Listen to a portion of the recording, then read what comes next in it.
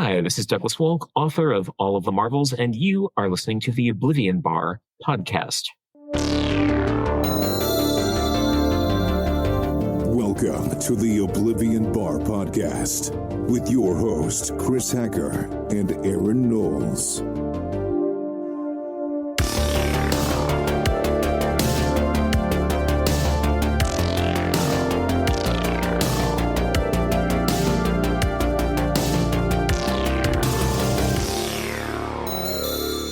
Hello, everyone, and welcome to episode 201 of the Oblivion Bar podcast. I'm your spineless, ruthless scalper who just snagged the last San Diego Comic-Con exclusive Labubu, Chris Hacker.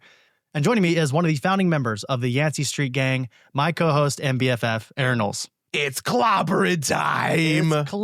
They just say that in the cartoon. I don't even say that. I didn't even say that in the cartoon. Welcome back, everybody, to the Oblivion Bar podcast. This week, Aaron, we are basically going to be recapping all of our festivities, all the cool things we did in Southern California last week at San Diego Comic-Con. We saw each other not as much as I'd like to, but it'll be fun to sort of recap that together. While at the same time, as Aaron sort of mentioned there and sort of, I guess, teased a moment ago, we'll be talking about the latest entry in the MCU, which we saw together there in San Diego. So A little tease. A little teaser, yeah. Aaron, let me ask you, before we get into the San Diego talk, before we get into the Fantastic Four, recently did our 200th episode. We were together in Philadelphia, which was a fun... Right. Key and Peele. No doubt. We were together, which was awesome. It was a lot of fun. We released both a great episode together and then also that 200th episode together. Gotten a lot of good feedback. Everyone keeps saying, we should do more episodes together in person. Oh. To which, I would say, I wish. Yeah. That'd be cool. We are always looking for funding. Yeah. If you want to move Aaron and I to the same state, that'd be cool. Or just get us a round trip ticket. Totally can do that. Yeah, absolutely. But really enjoyed that. And it was fun, kind of to see each other back-to-back weeks, right? Because we saw each other in Philadelphia. The next week we were in San Diego. And we'll talk about that here in just a moment. Aaron, I want to pass it off to you. For that 200th episode, how did that feel? Was that like, I don't even know how to properly surmise that moment of doing 200 episodes together, but do you feel like through that recording, we properly memorialized that moment in Oblivion Bar history? I absolutely do think so. It, to be honest, oddly enough, with us doing it like in your hotel room. In the cuck chair. It felt oddly like a therapy session, like an almost illicit therapy session. Very scandalous because we're just like in, very eyes wide shut. Yeah. Without the masks. No, I thought it was really fun. Obviously, I didn't think that I was going to get as kind of like caught up in all like the thought of everything. I feel like we definitely went, because generally when you kind of imagine these episodes, like kind of like in your mind, you're kind of like planning them out. You think, oh, this is going to be just like a fun recap episode. We're going to, like every time you watch like a recap episode on a TV show, it's like, oh, these are the fun times, laughing. But then you always forget about the time where it's like, oh, somebody died. Yeah. Or like the shitty times.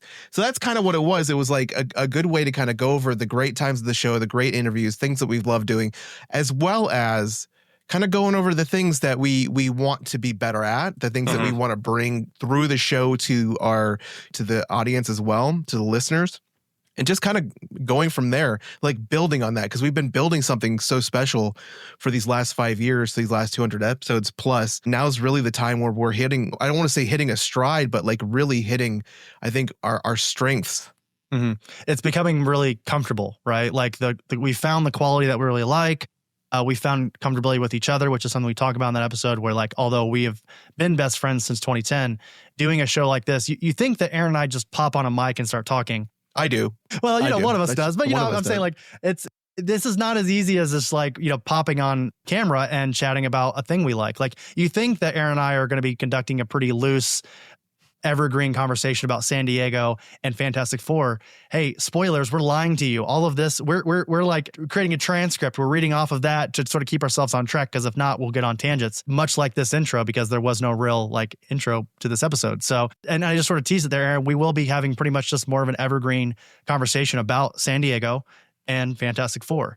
Exactly. So I'm going to go ahead and pass it over to you real quick before we get over to that. Why don't you go ahead and tell the folks at home, got a lot of new patrons here recently. Thank you so much for everyone who's joined us.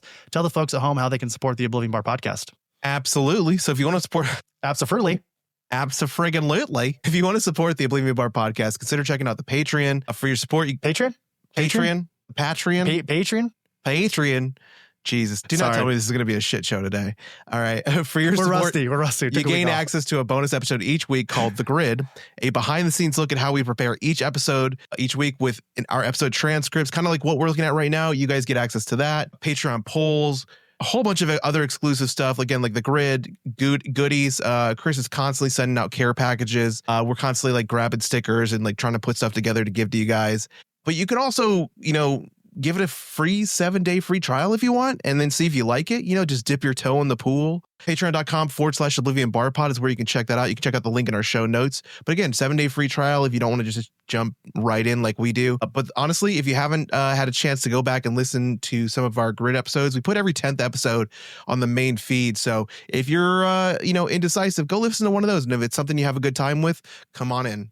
That's right. Water's fun. Hop in the hot tub. The water's good. I will say, to sort of build off what you're saying there, Aaron, we are going to be teasing a big guest we're having on the show here in August. And again, tentatively, I don't want to like jinx it too much, but we're welcoming on a ton of great guests in August. But one specifically I have been working on for a long time. And Aaron, you already know who I'm talking about. It's someone that I actually met at San Diego for the first time in person.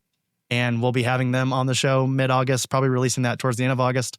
The Patreon members, the programs, will know that first. So once again, as Aaron said, patreon.com/Oblivion Bar Pod. So without further ado, let's go ahead and get into our conversation about San Diego Comic-Con and Fantastic Four First Steps. Yo! Are you a longtime comic fan? Is your pull list longer than your grocery list? Or are you someone interested in learning about how comic books are made? If any of that sounds like you, then you're my kind of people.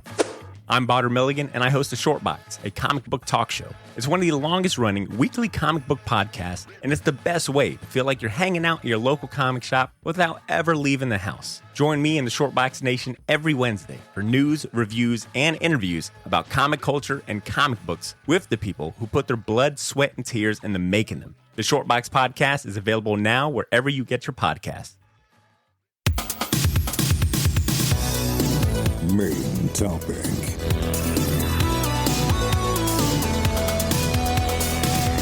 Okay, let's talk about San Diego Comic-Con first. Aaron, I want to pass it off to you first because while we were both there together, as I sort of mentioned in the intro, we weren't really doing the same thing. I was working comic sketch art, doing the Whatnot shows, which I love doing.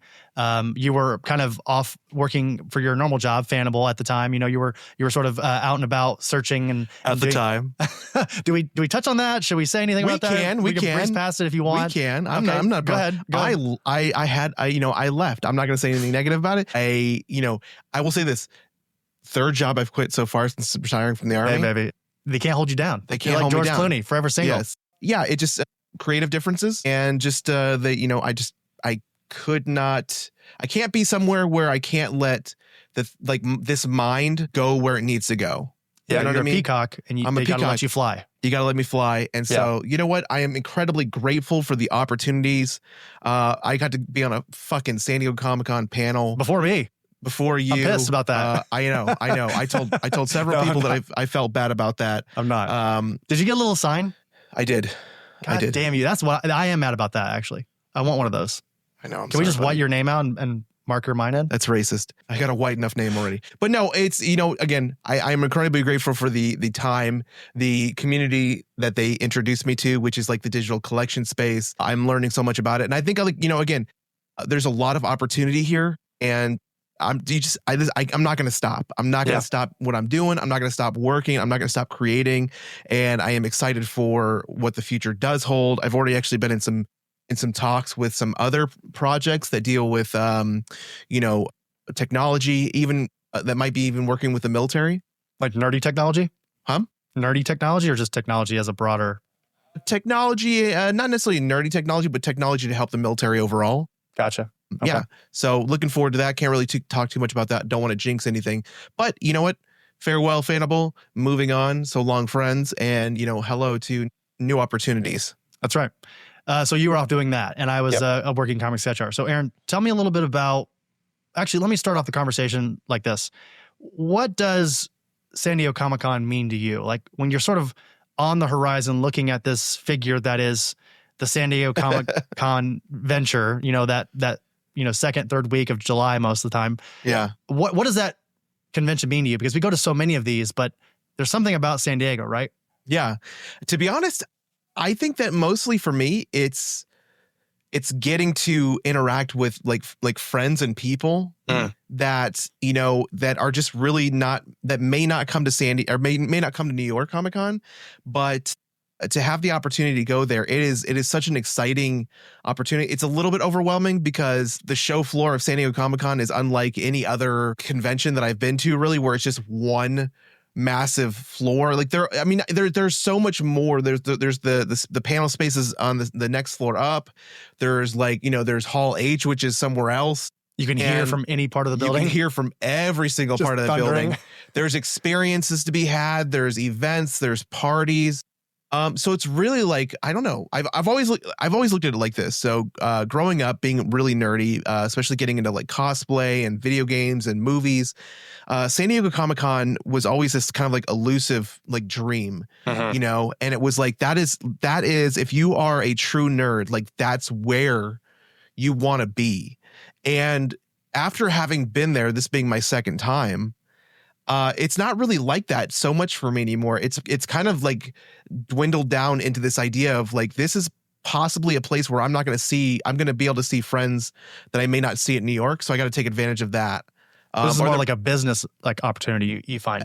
I'm talking about friends, not creators or artists or anything like that. That's fun. For me, I had a great time. I'll tell you this. My main mission this time was I took a bunch of posters that I'd been collecting up over the years, and I literally took them to the Comic-Con to give to artists because they may not have access to some of these older, I'm talking Wizard Magazine. Oh, sure. Old school, Top Cow. I gave Top Cow their booth. I gave it was a really cool crossover with some of the Marvel characters in Top Cow. There's even a DC crossover one. Some really cool ones as well. And they were cool. Everybody's really cool. They gave me some stuff back. Billy Tucci, who did Shy and some of the other interesting art. He's a veteran. I got to talk to him. He's actually super interested about coming onto the show also to talk about his career in comics as well. And yeah, he was nah, he's I've got all these, can I just sign it for you? Cause I don't need it, but they probably get a lot of stuff at the show, Huh? They probably inherit a ton of stuff while they're at the show. But my intent with that was we all heard about what happened to Jock and his Detective Comics 880 and the art behind that. I did not hear about this. Can you elaborate on that one? You're not aware? I'm not privy. Okay, so Detective Comics 880, as we all should know, it's that really iconic Joker cover. Yeah. Where it's the bats flying off. So it was created by Jock. Yeah, it's the Black Mirror series with Scott Snyder. Exactly. So when that went to print, Jock sold that piece of art, the original piece, for I don't know, I think it was $10 to $15,000, somewhere in there. Which is a steal. Right. Recently, within the last 2 months, that piece sold from a private seller. He sold it at auction for $288,000. Wow, that's crazy. And obviously, Jock didn't get any of that. So that's kind of a hard thing. And so I was you know what? If I can do anything for any creator in the community, maybe I can at least give them some of this old art, old posters that I have that have just been sitting in a box. Sure. And allow them to sign it, maybe give it to somebody else, or maybe frame it and keep their own house. I got some cool shit here. And I was it doesn't need to be just sitting around in a box, So yeah, that was my goal. Yeah. I will say, I think I've said this leading up to the actual convention. San Diego is so important to me. It is just far and away my favorite convention. I usually go to about 3 a year. I usually do San Diego, New York, and then some kind of miscellaneous one throughout the year. This year it was Planet Comic-Con in Kansas City, but San Diego is literally the halfway refuel of the year that I need, of lifeblood. It gives me that extra oomph each year to sort of keep going that second part of the year. I absolutely adore it. To sort of build on what you were saying there a moment ago, it is very unique in the sense that everything is all basically on one floor. So it is a smaller, I say smaller in quotations, it's obviously a large convention. It's one of the bigger conventions, but compared to a New York, or compared to a C2E2 or a Fan Expo or an Emerald City Comic Con, or even Planet Comic Con with multiple levels, San Diego, all one floor. You can basically walk from one side of the floor to the other with, if no one's around you. Like obviously if you're dodging through neckbeards and sweaty folks, it's going to take you about an hour. I was the sweaty guy. This place was so hot. I was sweating every second I was on that show floor, every second. So I had a separate sort of experience. I was freezing. We had a fan right above the comic sketch art, which I guess, first world problems, in terms of like what you were dealing with. But I had this fan on me the entire show, all 5 days. And I was just freezing the entire time. But point being is that like San Diego, we don't have to like ruminate on this too much. It is like it's the best. Every year, that San Diego Comic-Con, every new year, that is my new favorite con. And I had folks ask me about this, like, was this year better than last year? Yes. And I'm going to bet that next year, 2026, if I have the, fortune of going, 2026 will be the best Comic-Con I've ever been to. It is just like, and for everybody who's like never been to San Diego Comic-Con, and we apologize if it sounds like we're bragging, I hope that you all get to go at some point. It is not what you think it is. Now, there is like some entertainment, they release trailers and stuff. Like I think in the 2000s, it was starting to shift more to Hollywood, but like San Diego is still very comic centric. Would you agree, Aaron? Is that sort of your experience as well? Absolutely. It definitely. So I think the kind of the pre thought out idea, what we all kind of like think that San Diego Comic-Con is generally is like this nerd mecca. Like it's a huge thing, but it's not necessarily that much really for the cosplayer or the nerd. Like there's a lot of people that go to that. The show floor is absolutely packed, but I really feel like this is really a convention for those that are just in love with this industry. And so for me, it's like, I think maybe it used to be like that, but I still feel like now this is the con that you go to for like panels. This is the con that you go to for like new information on your movies or your shows or whatever. You hear it from George Lucas, who just came this year. You hear it from, Johnny Depp, who's working on a graphic novel. You hear it from, the Tron Ares cast over in Hall H, because everybody else is listening to the trailer going around the building. Yeah. And so, yeah, there's just like, it's very industry based. And like, again, and the other part of it is, I don't know if other conventions are like this, but you have a lot of people who want to break into the industry going for like portfolio reviews. Yeah. And so to me, that's not necessarily what a fan convention. It's not a fan expo. It's not, this is an industry event really at its heart. And I think that like, there is obviously fun to be had. And Aaron, we'll talk briefly about like things that we bought. There's plenty of things to buy. I feel like every year I lose my ass when it comes to buying things at San Diego.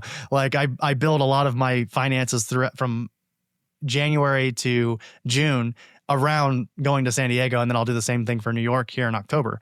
But I want to ask you, so let's like just sort of briefly going through the days, Aaron, just sort of tell me like, we were there Wednesday to Thursday. The first day that we saw each other was Thursday, right? Yep. Take me through sort of just like what your general day looked like. Again, you were there working. So like, what was sort of the goal each day while you were there? To be honest, so like when I was flying in, I flew in on Wednesday. I left super early from New York. I landed in Las Vegas. I had a 6.5 hour. We barely missed each other. We barely missed it by like 10 minutes, man. It sucked. I had to lay over in Las Vegas as well. Yeah. But I actually had to do some work. I had to prepare the drop which was the Fantastic Case drop for Fanable. So I literally sat there and like worked on this drop for like 3.5, 4 hours. And then finally ate something, got on the plane, and then got to San Diego, got to where I was staying, talked to people that I was supposed to be like working around and working with or talking to and kind of conforming with like their schedule, but not really. And then I woke up the next morning, obviously convention day, making sure everything's good, making sure I got everything in my little case, my little backpack, Everybody, just to paint a picture for you, Aaron was wearing a large backpack that was completely full each day. And then he was carrying around. It was like slightly, it had a good amount of stuff in it that I didn't need the first day, but it was definitely, a necessity. I'm glad I had like snacks. I'm glad I had like stuff to like hydration. Because again, if you are not prepared for the con floor. Should we talk about that really quickly about like preparation for the con, seeing how you're talking about like, getting there. Step 1, deodorant. Yeah, please wash yourself. And here's the thing, I will never be as judgy again because I put on deodorant every single morning. And by the end of it, I was like, God. Well, there was one day you were like, I smell. I'm like, I don't smell. You don't smell bad to me. So maybe, I don't know. That was Thursday. I miss your smell, miss your laugh. But yeah, so deodorant, shower, take care of your feet. Lieutenant Dan rule, wear some good socks. Chris, did I show you? I didn't show you my shoes, dude. I literally, I'm not kidding. To fast forward to the flight to the last day of the convention. Yep. Or no, maybe it might have been the day before the last day of the convention, but the day on the flight, I literally broke my shoes. I have my Converse, which are like one of my favorite pairs, are like separating. Like I literally had to find somebody with super glue at the cosplay, like triage booth, to super glue my sole together. So don't do what Aaron. But I bought new shoes. I bought some On Clouds for this weekend specifically. I bought new shoes. I bought new shoes. I didn't wear the new shoes, but I had nice like orthotic inserts that I got from the VA. Yep. And those were like saving my ass until my shoes started falling apart. But I was kind of proud of myself too. Yeah. So if you're gonna, here's like a big thing. If I can like paint one very big rule for everybody that's listening, paint it. Bob Ross, that shit. Life's a garden, dig it. Happy accidents, all the things. That was Joe Dirt and Bob Ross. Point being is when you go to San Diego Comic-Con, I think with any big con, first of all, come in with a plan, but also expect to not get everything done with that plan, right? You can't do everything. And if you expect to get everything done, you will overwhelm yourself and you'll feel left without. So like have a plan, but then be adjustable to the point where if it doesn't work out or if you don't get to everything, you're not upset about it because there's always something to do at these conventions. Absolutely. So, is there something, Aaron, that you wanted to do that you weren't able to do at the show? The only thing that I wasn't able to do really was get to the Tron Ares store. Thank you. That's probably number one for me too. I didn't get the vinyl, didn't get the shirt, didn't get to get a picture on the light cycle. Like I walked by it constantly, and every time I walked by it was completely full. I got a picture of it, but I did not get. So like I managed to talk to this one lady, and at the line she was like, just come back later, I'll see if I can get you a ticket. She disappeared, couldn't get a ticket. And then I went and asked somebody who looked like her, and she's like, no, that's not possible. Get out of here. Yeah. Yep. Now, if everyone who doesn't know, so the Disney folks or Tron folks, they were giving away these Tron exclusive vinyls that's sort of like in a triangle. Oh my God. Red triangles that are so badass. They were limited to 1,000. So bummed. There were also these really cool t-shirts that were sort of like holographic. They're going for like $500 on eBay right now. Damn it. Oh man. And Aaron, we love Tron. That's like our big thing. It's so surprising that neither one of us got a chance to get one of those, but that goes to show how excited people were for it. So for me, something I missed out on that I wanted to get but didn't was Ian Bertram had a Mondo Doom poster that was so badass that I could not just like, part of me is like glad that I didn't, because Aaron, as you know, and I'm sure as the listeners probably know, way too many Doom things, but specifically way too many Mondo posters that are not in a frame. Yeah. So probably best that I didn't grab it. But you do have an obscenely large collection of art that is just not just presented. Tubes. Yeah, it's it's a problem. Just tubed up. It's a curse and it's a sickness, everybody. But that's one thing I missed. Also, there was a Doom figure. It was about $175 at Mondo, and it was a they put out this Doom statue not too long ago that was just the normal sort of like on my t-shirt, normal looking Doom. But then they had a variant at the San Diego Comic-Con, which was Emperor Doom from Secret Wars in like the all white, and then he came with a Thanos skull. From that panel, the Assad Ribic panel from Secret Wars. So it had like Thanos' skull with his spine attached to it, and he had like Doom holding it in his hand. Point being is I didn't get either one of those, but my wallet's probably happy that I didn't. So I tried. One of the things I wanted to do and didn't get to do was I tried to get my Biker Mice from Mars signed. Oh yeah. Because the artist and the writer from the original comic was there, and I was not able. But I did get to meet the guys who were bringing back, who did the Kickstarter. Who just recently started a Kickstarter for the new SWAT Cats comic that is supposed to be coming out, which I am super pumped. And I want to hear here's a funny story. I'll make it real quick because I know we want to get to some of this other stuff, but I'm literally standing in line and they give out raffle tickets and they're like, okay, 11:30, be back here for the raffle. I'm like, cool. So I run like 30 rows because I was trying to sell some sports cards that I had found, some Pokemon cards that I found. I was trying to make some money off of that. And I picked them up finally. The guy was like, yeah, we can't really buy any of these right now. Because I figure it's hard to go to, they probably don't want to buy just like random stuff at Comic-Con. I got to take it somewhere else and see if I can get somebody to be interested into it. So I was like, okay, good. That's fine. No biggie. Just give me the case. had to like run back like 30 aisles to get to this one. I get back, they start the raffle, and I'm not kidding. They are calling every number around me. Every ticket is going. They're giving out these challenge coins, these SWAT cat challenge coins. And you know how much I love challenge coins. I'm not kidding. Slut for challenge coins, I'm everybody. not kidding. They get down to the last coin. They get down to the last 2 coins. There's 2 tickets left in there. And they pull one out and it's not mine. Wow. And somebody else gets it. And I'm like, the funniest fucking thing right now would be that they pull that last ticket out and it's not mine. That would be like just tragically humorous. And like I would not even be clown. I would not even be mad. I would be like, this is perfectly my life encapsulated with like timing and luck. Because Chris, you know, whenever we played Pokemon, I never played anything with like a luck component to it. I was so bad. Luckily, they pulled the last ticket. It was mine. I got the last coin available. And I'm just like, thank God. So I walked away with that, and that was the greatest thing. But I didn't get my signature, so that's sad. Well, so like sort of keeping on with the daily adventure of it all. Wednesday, you were off doing your thing there. On Wednesday, I had 2 Whatnot shows. One with Godtail, who's an awesome newer artist in comics, and then another. Both of these folks are sort of manga first, and then have come over to American comics. Godtail was that, and then also Satoshi Shiki, who is sort of making the venture over to comics here soon. I heard you might have set some records. We did.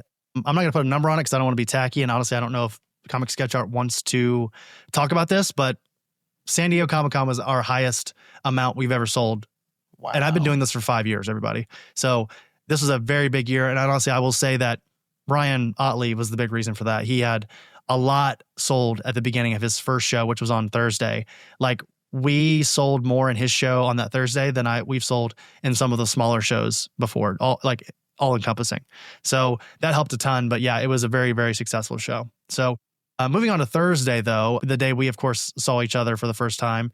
A couple creators that I got to see. I got to finally meet Matt Edmonds, who is awesome. He did Council of Frogs. I also picked up some of his like zines and such. Like, he has one that's called Those That Inherit the Earth, Trial Plus Error, Daystar, and The Winter King. So if you guys aren't familiar with Matt Edmonds, I say go look him up right now. We'll have him on the show at some point. I already tried to basically weasel him into coming on the show very soon. Also got to see a good friend of the show, Zach Morris, from over there in San Diego. We also Saved by the Bell? No, not that one. Okay. I also got to meet one of my newer favorite artists, Alfredo Cardona. I actually got a bunch of original art from him. I'll show you, Aaron, but obviously the listener can't see this, but I bought an 11x17 Psylocke, all pencils. That is gorgeous. And then I bought a Bangus-inspired Doctor Doom from like Marvel vs. Capcom 2. That's so sick. He had an entire roster of those, and I, of course, had to buy the Doctor Doom one. Go look up Alfredo Cardona on Instagram. This guy is going to be, I'm talking like Peach Momoko levels of surgeons in the next couple of years with Alfredo. He is, not only is he awesome, but he is insanely talented. And I think most importantly, Aaron, he's very, very quick. I'm not going to lie. Like, I know you, like, you know this. I'm not going to lie about getting emotional at something. When I got my first commission ever from Mirka, I literally almost cried because it was so amazing. It was my first commission piece ever. Sure. When he pulled this out and handed it to me, I same emotion. Like, this is incredible. This is like something you would see, like this for what I paid for it is insanely amazing. The fact that he did it so perfectly around the DC bullet print, the bullet logo, and just, again, the Batman in the background with his shoulder. This is incredible work. I am definitely getting this one absolutely graded for, like, no joke. Absolutely. And I already told him I am buying a She-Hulk blank, because I want him to do a She-Hulk for me, because, like, he just is incredible. He does the sexy women well, everybody. He does. I mean, he does this Batman. So that was the thing. Chris actually texted me the night before I went to go look for an artist, because I was like, hey, I got this Batman or this DC all-in special #1. I'm like, who am I going to get to sketch this? I doodle on that. Yeah. I had no idea. And, you know, Chris, you sent me you were like, hey, you should check out this guy. You should check out Alfredo. I was like, sure. So the next day I went over, started looking at him, and I'm like, oh, wow. Like, he does women very well. And I was like, but I really want to get a Batman on this. Fuck it. And I went for it. And because I trust you, like, and I tell people this all the time. If you ever want to know who's going to make it big as far as the next big artist, talk to Chris, because Huh? Go ahead. He may say that he doesn't know, but the proof is in that collection of art that he has, because multiples are done by artists that were like charging and I'm gonna say this, like Peach Momoko, $50 for a little sketch of Toby holding an Infinity Gauntlet, and look at her now. And you cannot tell me there are not other examples of what you've chosen. Yeah, of who you've chosen. I mean, it obviously comes from a place of being a fan, and like I see these folks on social media, I'm like, wow, they're so talented. I hope they make it big. And then like the business eventually figures it out, and they do eventually become big. And I don't want to pretend that I'm like some editor like in the making, and I know I'm like soothsaying these creators into becoming, extremely popular. But yeah, I mean, it has happened a little, it has happened here and there, and I'm just happy for the creators that I've been able to buy stuff from. Like there are three people I think you should keep your radar, everybody keep on your radar, is Jesse Lonergan, Alfredo Cardano, and Rochta Lynn. Those are your three people that I think will be big time. I mean, I already think that Jesse Lonergan is getting his flowers now, but I think Rochta and Alfredo are going to be big time in the next 2 to 3 years.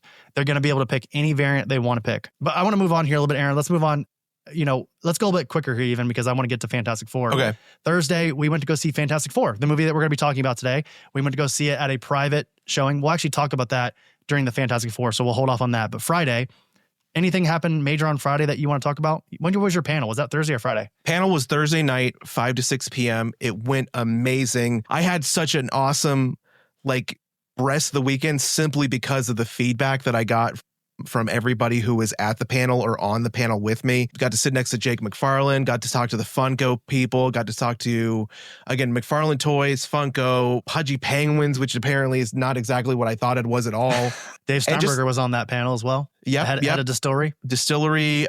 What is it called? Ichiban, Nichiko, Ichiban, something. Yeah, the new Neon digital Ichiban. Neon Ichiban or something like that. And then the other one was David Yoon from Vivi Collectibles, who is just that company is disgustingly rich, which is awesome because we got to do a post-panel dinner after the con, and it was just incredible getting to sit down with all these people and brainstorm and talk to them, and I've been emailing actually with a few of them and messaging with them on Twitter. So it's just been incredible. So yeah, hopefully those networking options will turn into something that'll be really cool, because I plan on doing some more stuff in this space. But yeah, I mean, really, honestly, Friday. So really the rest of the weekend for me was, again, just meeting up with people that I enjoy seeing. I went and saw, David Dasmalchian doing a panel about his new book, Through, and then, hung out, Leah Kilpatrick, saw her, went by and saw Caitlin Nash over at Dark Horse. Good friend of the show, Caitlin Nash. Good friend of the show. Got a book signed. I took 3 books for one of the guys in my community, or in the community of the Fanable community, and got, Hayden Sherman to sign 2 books, and then Hayden Sherman to sign 1 book, Jeff Lemire to sign 2 books.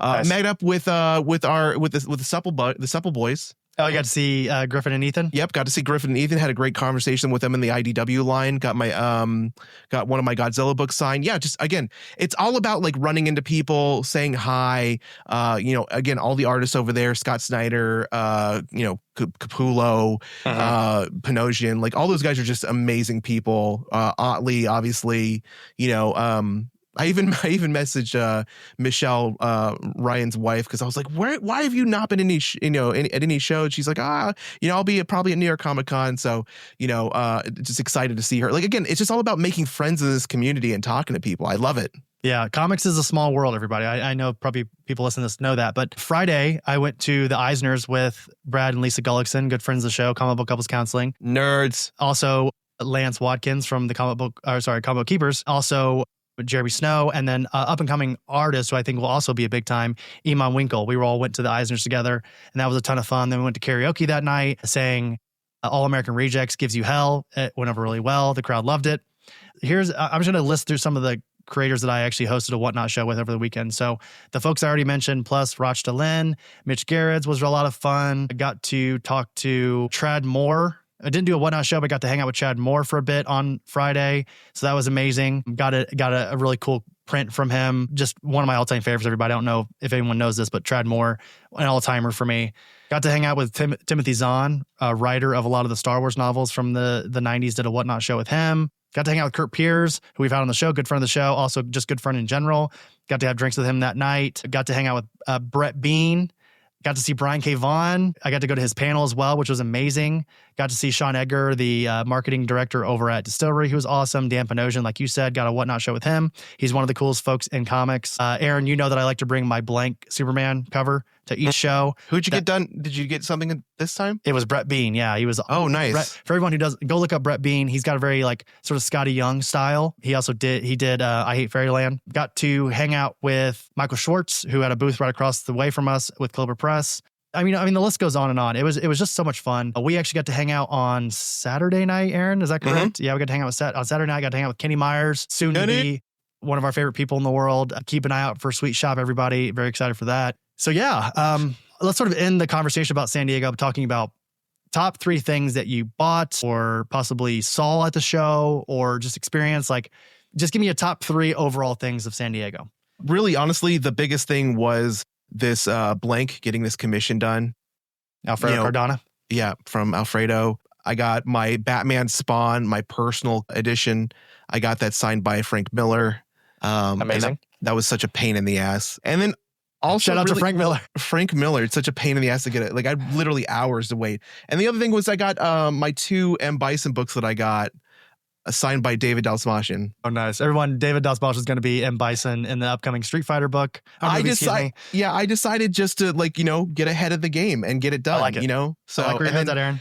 And then the other thing was I had to get, this is my John Boy Myers Battle Beast #1 that I pulled from the blind bag. It was the one book that I want, the one cover I wanted from the blind bag, and I got it.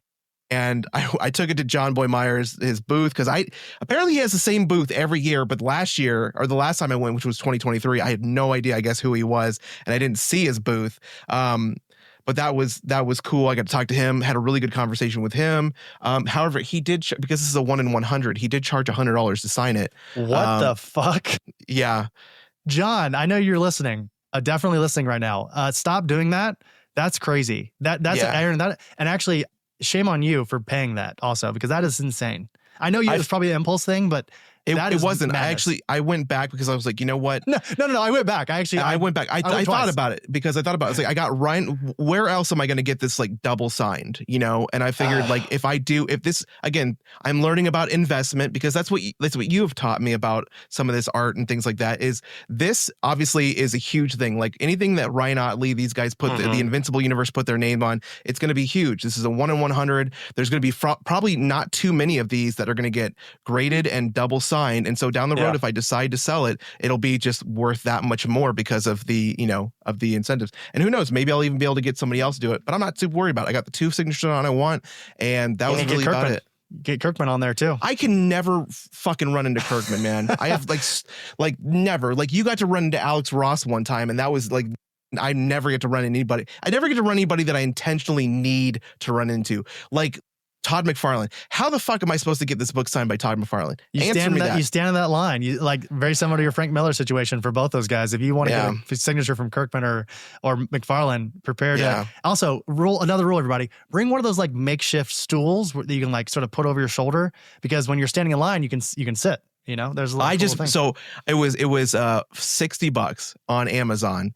I bought it's a rolly cart, like a basket, that it's collapsible so you can travel with it, but it has a seat that pops on the top. Perfect. And it can hold up to like 350, 250 pounds. So I was like, boom, done. Nice. Didn't get here till the day that I left, and I had left at 6 a.m. Motherfucker. That sucks. Okay, top 3 things that I got. So while waiting in line at the Image booth to see Brian K. Vaughan and Marcos Martin, good friend of the show. He's been on the show. He's the VP of development over at Image Comics. Jim Viscardi. He goes, "Hey, take this," and he handed me, Aaron, a brand new hardcover of Brian and Marcos's Private Eye, which is an incredible book. Oh, cool. He just handed it to me and said, "Hey, here you go." And then obviously Brian and Marcos both signed it as well. So that was really, really cool. And also just like getting to hear Brian talk for an hour during his panel. He revealed the cover for the Saga hardcover volume 4, which is incredible. Very excited for that. Just getting to see Brian again was really awesome. He's my all-time favorite. Trad, speaking of all-time favorites, getting to meet him and getting to shake his hand and buying that print and getting to chat with him for like 30 minutes. Not 30 minutes. That's too long. But I will say, Aaron, when you're like standing in line to see a creator and you've got these people who will just stand there and chat forever with the creator. And I don't blame the creator at all. I'm talking to the fans here. Fans, if you're listening, don't stand there and talk to the creator for 30 minutes. Okay. That being said, do what I say. Don't do what I do. I sat there and talked to Trad for like probably 15 minutes and I felt so bad afterwards, but we were having a great conversation and it was like talking to Jesus. It was like magical. I was floating. I was on one knee, but I was floating in the air, everybody. So that was really cool. And then, like I said, the Alfredo Cardano 2 originals that I got, plus the Rosh Lin Pokemon that I posted pictures online if everybody wants to see that. The Pokemon Jam piece that I'm getting from Rosh Lin, all the original art. I'll just say broadly, original art that I bought, absolutely just so phenomenal. Just loved all of it. Very, very close, Aaron, to buying a second Usagi Ojimbo from Stan Sakai and held off. So cooler heads prevailed, I will say. Yeah. I definitely, like I said, I'm excited and I love everything that I got to bring home. I actually wanted to, while we get ready to transition into the review of Fantastic Four, I want to open this keepsake edition Invincible Comic-Con exclusive blind box. Live on what do they call it? Yes. Unboxing, but a pack rip. Yeah, like an rip ASMR type thing. One hand number exclusive card per pack, season 1 premiere edition. So here while Aaron's opening that up, I will say a couple people I missed off. Hayden Sherman was somebody that I also interviewed. Jock, speaking of, got to interview him. Bilkis Evely and Matt Lopez, got to interview both of them on Whatnot. So all of them were absolutely wonderful and just so cool to hang out with. So I'm so jealous that you got to hang out with Bilkis because just again, like I wanted to. I actually, that's another thing. I got to speak to Mitch about Mr. Miracle and the Woman of Tomorrow. Yep. And he didn't do Woman of Tomorrow, but Point being, like, loved it. Had a great time talking to them. Mitch is the best. Yeah. Mitch is the best. He's such a nice guy, and I love his passion, how much he loves his kids and like buying Pokemon and stuff for his kids. So I just follow social media. What do you got there, Aaron? I finally got the little tag off. Okay. Now, explain how you got this pack here. Actually, yeah. So I basically stood in line and had to stand in line, spin a wheel to open it. I'm actually not opening the wrong one, but fuck it if I am. Let's see. Oh, I got a 67 out of 100 CC3 Adam and Eve. Okay, so it comes with like is this graded or it looks? Yeah. So everybody's in plastic. Yeah, it's like like all these companies are doing it. So it's like it's character laser sinograph season 1 something Adam Eve. Okay. So it's like, yeah. Was it worth it to open that live on the show? Nope. All right, moving on. San Diego Comic-Con 2025. Absolutely incredible. Just a wonderful time. Again, it just refuels my lifeblood, and I look forward to it every single year. And it's incredible. Aaron, any last things you want to say about San Diego before we move on?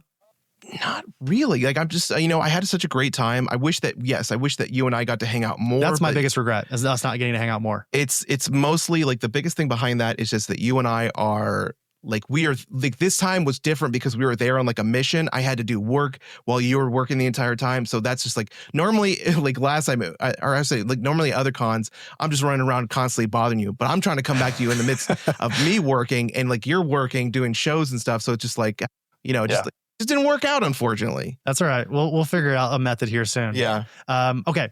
Let's go ahead and move on to our conversation about Fantastic Four First Steps. Alrighty, let's talk about Fantastic Four First Steps. Spoilers ahead. If you have not seen Fantastic Four First Steps, please pause this, go watch the film, and then come back. This is going to be a pretty loose, evergreen conversation about the film. Aaron, initial thoughts on Fantastic Four? Pretty good. Better than expected. Oh, you were expecting something not as great? Why is that? Is it just sort of how you're feeling about the larger MCU? Or is it Fantastic Four specifically? I think with the kind of reception of Thunderbolts, I was kind of worried because people are like, oh, this is the greatest thing since Endgame. This is the greatest thing since the Infinity War saga. Not true. So, I was like, if that's where they're basing their excitement at, I am not prepared for how bad Fantastic Four could be. But again, like you know, for me, like a lot of the time, I'm always worried about a movie kind of being a little bit too predictable, and generally that's like a worry for me in a lot of cases with film. But this was not. This is not that way. Like a lot of the things I was hoping or thinking we were going to see, we didn't see. Yeah, I mean, I feel like I'm starting to go to these films for the cliches and the characters, but I will say that like I really wanted this to be amazing. And although, you know, Superman was my most anticipated film of the year, and I know, Aaron, you know this, the listeners probably know this, you know, the guy currently wearing a Dr. Doom shirt and the guy with the Silver Surfer tattoo on his arm wanted this movie to stick the landing, of course, right? That makes sense. But I mean, the truth is, First Steps is sometimes inspiring, sometimes surprisingly cheap looking, pretty charming, but mostly just a fine Marvel movie. You know, and Aaron, you know, my gauge of rating is fine or fun, and this was fine. You know, it was fun. It was actually, I would say it was like kind of fun, but mostly fine in the Chris rating barometer, right? Yes. It was, I want to say for lack of a better word, it was slightly better than innocuous. You know what really bums me out about this is that the average at bats from Marvel are just becoming more frequent. And the days of phase 2 and phase 3, and I mean, those seem like an eternity away from where we are currently, right? Like we were getting repeated bangers, and like every once in a while we get a pretty average one. But even like I would say those average ones kind of feel like this Fantastic Four one. And I want to like fully, like a large disclaimer here for everybody. I had fun with it, right? Like I've seen it twice. Aaron, we'll talk about when we saw it in San Diego. Olivia and I went to go see it 2 days ago at the Alamo Draft House here in Indianapolis. And I remember thinking like I liked it a lot more the second time around. When we went to go see it there in San Diego, I was left maybe slightly demoralized a little bit by it.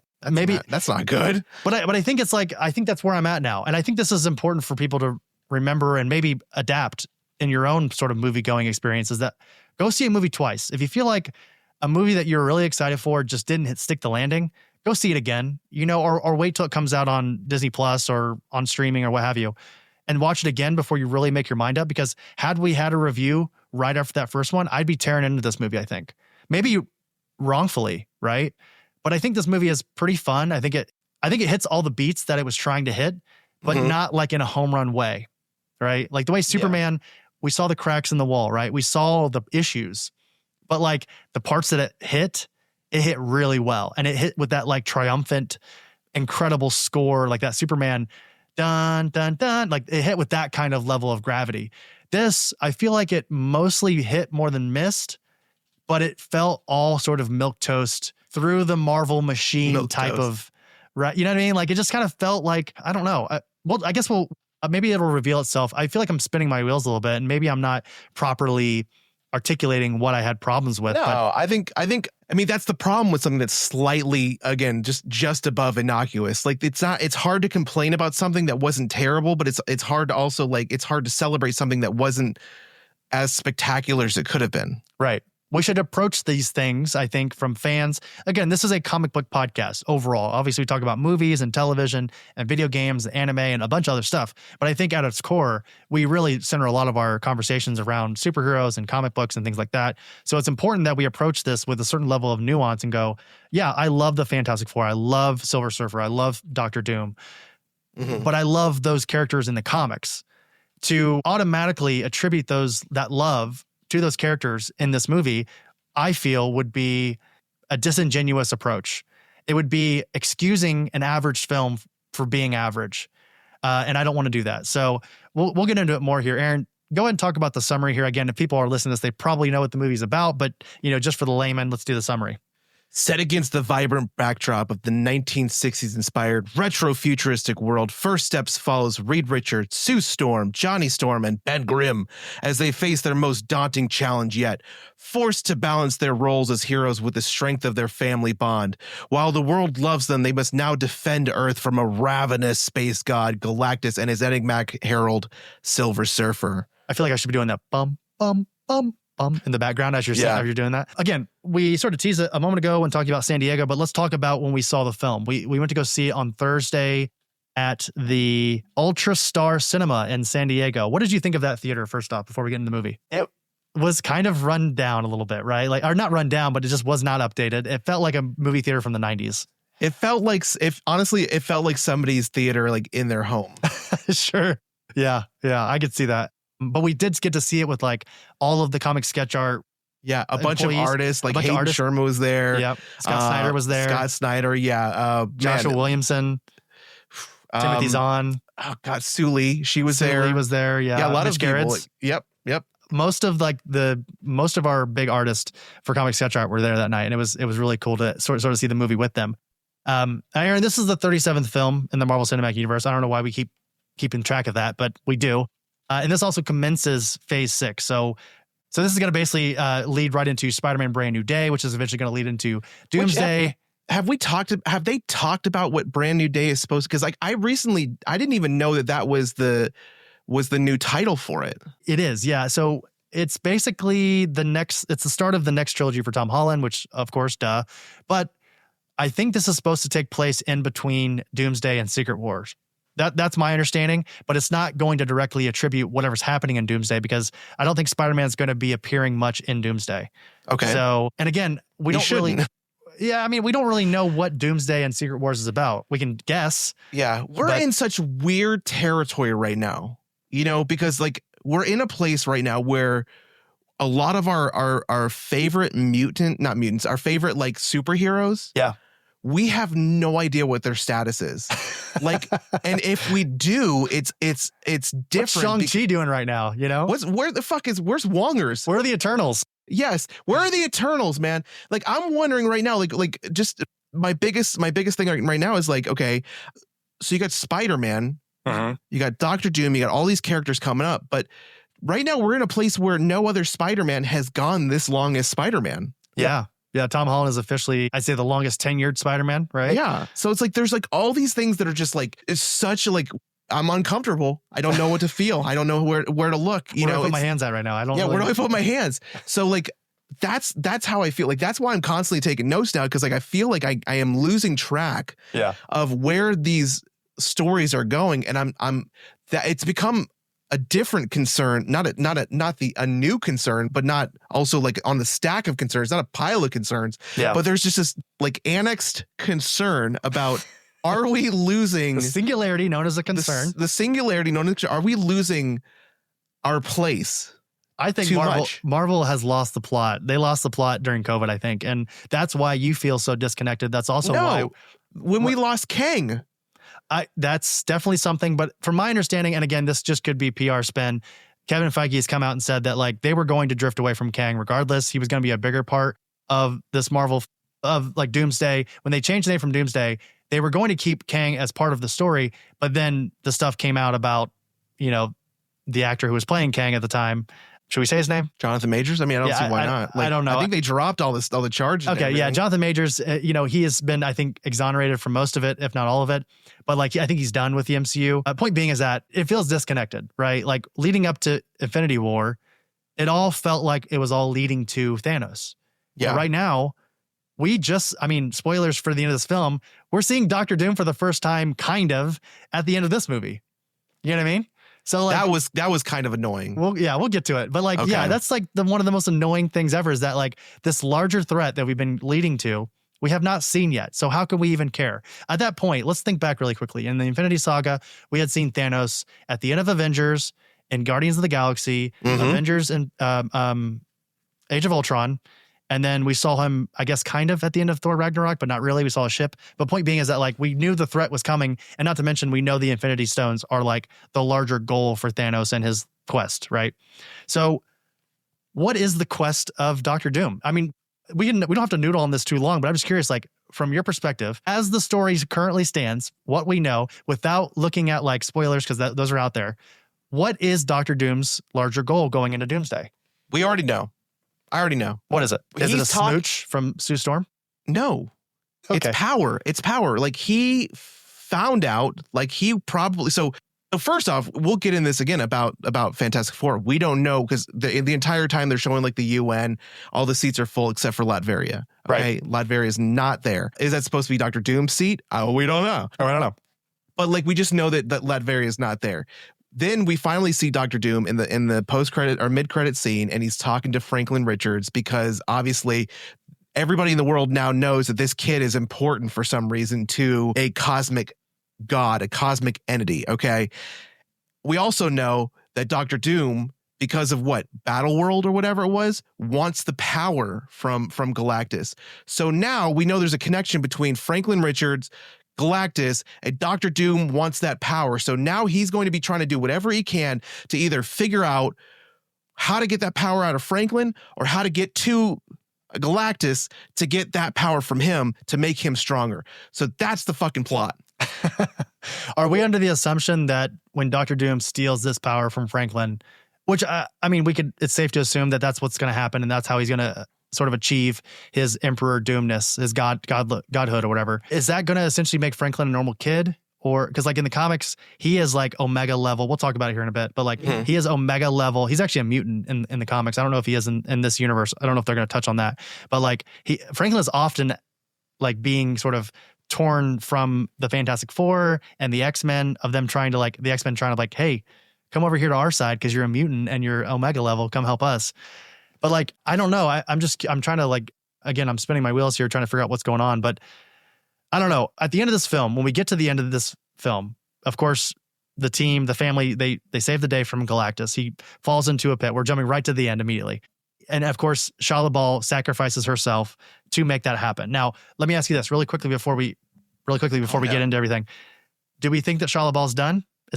She exploded. We didn't see a body. You know, that's the golden rule, right? Yeah. 2 rules in movies. If you don't see a body, they're not dead. And you got to have a Skarsgård. This movie, it failed at both. All right.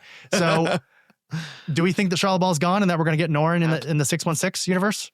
I mean, we're going to get Norrin in the 616 universe, but Shia LaBeouf is definitely not done. Okay. Interesting. Absolutely not. Interesting. Okay. All right. Yeah, I think I would tend to agree, but I don't know, right? I will say that, this takes place on Earth 828, which I thought was a really cool reference. That, of course, is a reference to Jack Kirby. His birthday is August 28th, so that's amazing. I will say really quickly, in the opening scene, Aaron, you see them fighting this sort of larger monster, sort of scaly monster.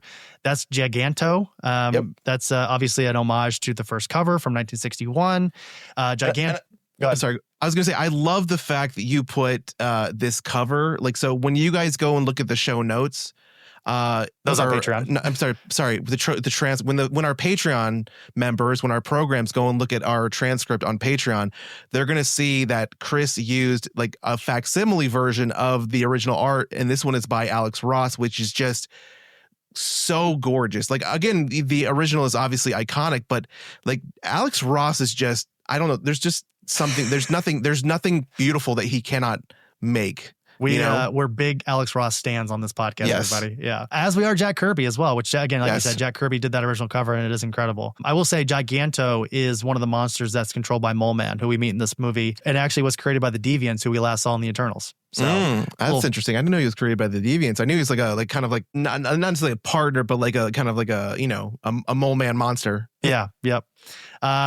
Just a quick rundown, Aaron, very quickly, of a couple rogues that we get referenced in this movie. We've got Puppet Master. Yep. We've got the Wizard, Diablo, Red Ghost, who was supposed to be played by John Malkovich, but and also was in that initial teaser, but has been since scrapped. John Malkovich cannot get in a Marvel movie. He was trying to be Vulture in the Sam Raimi Spider-Man movies. That didn't happen in Spider-Man 4. He's trying to be Red Ghost for some reason in this universe. That didn't happen. We got to see one of his monkeys, or apes, I guess, at the beginning of the film. That was weird. We get to see Red Ghost's ape, his super ultra smart ape, but we didn't see John Malkovich. Weird. Mad Thinker is referenced in a newspaper, as is Dragon Man. So a lot of these are all rogues from like the first 10, 15 issues of Fantastic Four, which I thought was really cool. And I think like if I can brag about this movie for a second, the aesthetic I really like. I kind of wish they would do maybe one more movie of them in this like 1960s. I'll compliment it. Oh, sorry, go ahead. Would you like them to do the complete movie, or would you like them to do the movie that transitions into that's somewhere interesting. else? I think that I like that. I like them like maybe continuing on in this 828 universe, and then some point they get pulled into the 616 universe like they do at the end of Thunderbolts. That's what we were thinking was going to happen. Right.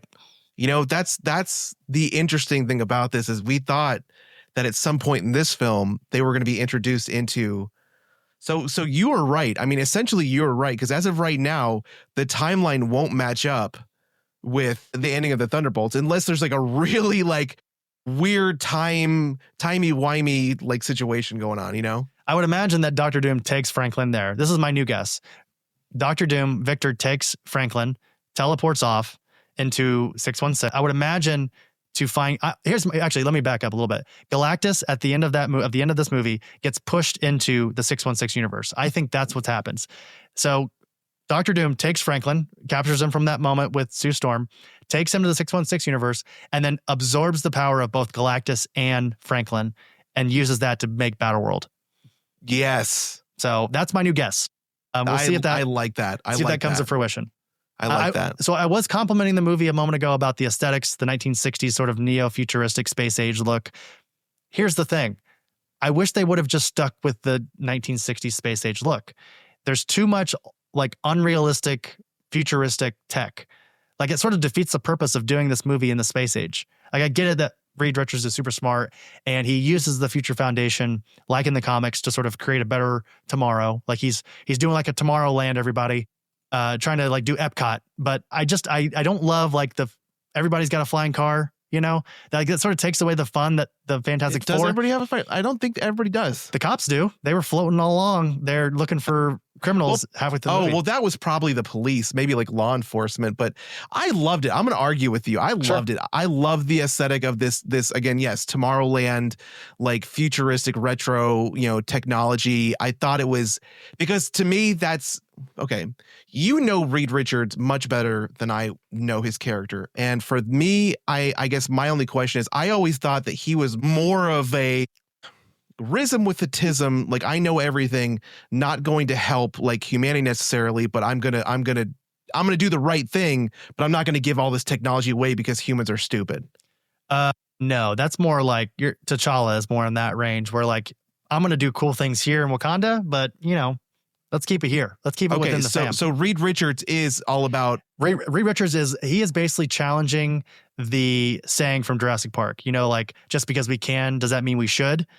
Reed Richards is often doing the should just because he can. Like he isn't like questioning whether it's for the better of humanity. He just wants to know if he can do it, which is exactly how the Council of Reeds is created. Yeah. Like, so I think we are kind of saying the same thing, because like what I'm saying is he's not one who's going to like be giving away. Normally, from what I understand, he's not going to be the one who's just like providing all of this tech to the world. He's developing stuff to make the world a better, safer place, but he's not just like giving it out free willy every time he fucking creates something. Right? No, he does, but it's through the Future Foundation, which is sort of like his think of it as like his like nonprofit, where he like he produces things for the Future Foundation, and the Future Foundation sort of puts it out there into the world. Got it. So, okay. Yes and no. Okay, so like if we go back to the first Fantastic Four like movies, let's not reference those in any accurate way. Please. I'm only saying because that Reed Richards was kind of, again, very aloof to almost Dr. Manhattan. Yeah. Yeah. Again, the characterizations of all of those people except for Chickless as Ben Grimm sucks. Like, nothing about those movies. They're like, it's him and Willie Lumpkin, Stan Lee. Those are the two best castings in that movie. I mean, we love Chris Evans as Human Torch, but I guess that one's okay. But in reality, those are the two best ones. So got it. Well, let's talk about the director of this one here, Aaron. Let's talk about Matt Shakman. Matt Shakman. Yeah. The Shackster. Shacky Mac. I don't like that. Stop it. I'm uncomfortable. Stop it. 2 films. Yeah. Yeah. Mostly in television. Cut Bank and the Fantastic Four First Steps. Let's we don't even need to go over. I will say this. I am a huge fan of Psych. Yep. I fucking love Psych. Okay. And then obviously WandaVision. He also did some episodes of the that Godzilla series that you like. Monarch, Legacy of Monsters. Also, Welcome to Chippendales. Which, anyways, so like not really much to say about him. John Watts, directed the Tom Holland Spider-Man films, was originally announced as the director in December of 2020. He stepped down in April of 2022 to take a break from superhero projects for a while. Joss Whedon and Peyton Reed, Joss Whedon, yuck, were also considered to direct the film. Also, Peyton Reed kind of yuck too, because he's made all of the Ant-Man films, and the last 2 have really sucked. So, And the first one was good. Yeah. Composer, Michael Giacchino. I mean, let's just if we can like really compliment one big thing in this movie, Oh yeah, score is insanely good. Sounded so good. Is this like already one of the best modern MCU scores? In terms of like, you know, like when you hear the Avengers, you go, dun, dun, dun. Like you hear that theme. Black Panther. Yeah. And Black Panther, of course. Like there are certain themes when you hear them. Point being, Michael Giacchino, incredible work with this. There are just certain sounds that when you hear them, you know the hero. Like it perfectly, I think a good score perfectly supplements a character's sort of presentation in the film and like they're showing up and all that. When you hear that bum, bum, bum, you know, like all that, you're going to know it's Fantastic Four going forward. So You want to hear something interesting? What's that? It looks like he also directs. Yeah, he directed the special presentation, The Werewolf by Night. Yeah. Yeah, I he didn't know that. That's pretty interesting. Yeah. I'd like to see him do more things because that Werewolf by Night was awesome. I enjoyed that one a lot. Yeah. I enjoyed that a lot. Let's talk about budget. All right. $210 million. 210. Again, basic superhero stuff. $200 million is kind of basic cable for these big blockbusters nowadays. Aaron, we're going to talk about something that you don't care about because I need to brag really quickly. First, I care. First you Steps. deserve your flowers. First Steps opened at number 1, of course, in the box office, unseating Superman. You fucking put it in the transcript, dude. Yes, of course. With a 117.6 million take at the domestic box office in that opening weekend. To date, which again is July 31st, the film has earned 142.2 million domestically and 99 million internationally for a worldwide total of $241.2 million. Now, everybody go back to our Superman episode. I tell Aaron, I say, Aaron, listen, here's how it's going to go. Here's the rub, okay? Jurassic World, Superman, Fantastic Four, First Steps. That's going to be the box office. And Aaron says, what do you say, Aaron? You say, no. It's going to be Superman, Fantastic Four, then Jurassic World. I say nay, my friend. I say nay. Yes. And you said right. You said it was going to be Superman, Fantastic Four, Jurassic World. Okay. Even with Fantastic Four currently opening with 10% more international markets, because people were against Superman. You know, America's not really the cool kid on the block currently, rightfully so. We're kind of being an asshole to a lot of our allies. There are multiple countries that just aren't showing Superman because, believe it or not, Superman sort of represents America in a larger sense. But Fantastic Four, similar, I think. I don't understand why that's not also being shown as like a more of a American property. Point being, it was shown in 10% more international markets compared to Superman. However, First Steps is currently projected to earn $490 million worldwide. That's just a projection. We'll see how it goes. Compared to Superman's 600 and Jurassic World Rebirth's 812 million. And as things currently stand, Aaron, Jurassic World currently leads. It's currently 4th at the box office behind Ni Za 2, which I've never heard of, Lilo and Stitch, the Minecraft movie, and then Jurassic World Rebirth at $725 million. God damn it. Then all the way down to 8th, you have Superman at $510 million. And then what is happening? The way down at 13, right below Final Destination's Bloodlines. There were literally empty theaters. Fantastic Four First Steps, 241 million. Now, again, this movie's, it's been in theaters for 2 weeks. So let's see. I think at the end of the day, Fantastic Four will probably pass Thunderbolts at 10 at 382 million, because again, it's projected to earn 490. Here's the most fucked up thing about it that I'm looking at this thing right now is Fantastic Four is right above Snow White. Right, which publicly bombed. But again, we should be fair that like this movie has been in theaters for 10 days or 14 days, roughly. So I think at the end of the day, if it hits that 490 million mark, it'll be right below F1 at 512 million. It'll put it 8th on the year. And I think it'll put it in good contention to stay in the top 10. But point being is that anything below $500 million from Marvel movies, that is not good. It doesn't matter how you cut it. I mean, the fact that Thunderbolts is sitting at 382 million, that's a big loss. That's a big loss. And they have spent a lot on the Fantastic Four advertising budget. Right. A lot. Of that $210 million, I would bet you 20% of that budget, 15 to 20% is marketing. I mean, it was everywhere at San Diego Comic-Con. It's been everywhere. Everywhere. I mean, it's been on sporting events. It was on, I have Olivia watching Love Island, and you've got 2 Fantastic Four trailers before each commercial break ends. So yeah, I agree. It's kind of crazy that, it was put in the zeitgeist this much. I mean, I think that just goes to show how much goodwill the MCU has sort of evaporated away. Okay. Talk about the cast here, Aaron. Yep. You want to go over to me? Go ahead. All right. Pedro Pascal, a.k.a. Zaddy. Reed Richards, Mr. Fantastic. And he definitely put that Reed Richards, Mr. Fantastic. Oh, down. he's stretchy. He's stretchy. He girthy. Vanessa Kirby as Sue Storm, Invisible Woman. Eben Moss Speaking of Backrack girthy. as Ben Grimm, The Thing. That's just an interesting name for a white guy. Eben Moss Backrack. Joseph Quinn as Johnny Storm, Human Torch, which I thought he did a great job. Mm-hmm. Yeah. Julia Garner as Shala Ball, a Silver Surfer. I actually have a theory. If they do a Silver Surfer porn star, her name will be in the movie, the Silver Surfer. Yep. Her character name will be Swallow Balls. Ralph Ineson as Galactus. Sarah Niles as Lynn Nichols. Mark Gaddis as Ted Gilbert.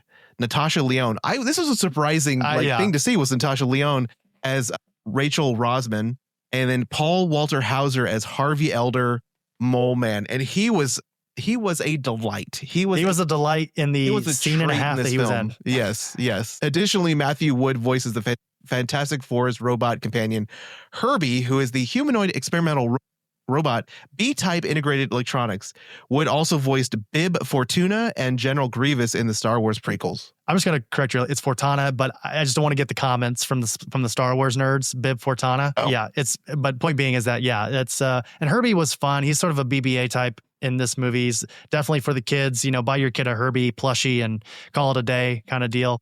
I liked how he had the tape that came out, his programming tape. Yeah, absolutely. Came out the front. That was a VCR. That was pretty dope. Which of the Fantastic Four is your favorite? In this film, I don't know. I probably Vanessa Kirby as Sue Storm. Yeah, I mean, I feel like that's got to be the answer, right? Sue Storm is given the most to do. Vanessa Kirby kills it. She's great as Sue Storm. That's basically Susan's role on the Fantastic Four, is that she is the heart of the team. She's the one that keeps these idiot men together and not fighting constantly. We don't get a lot of that in this movie. You don't get a lot of Ben and Johnny fighting. You don't get a lot more of the brotherly teasing. That's what you get more of. They're definitely a family. They're definitely the first family in this, which I thought was really genuine. And they had that. They definitely had this very family vibe and kind of dynamic.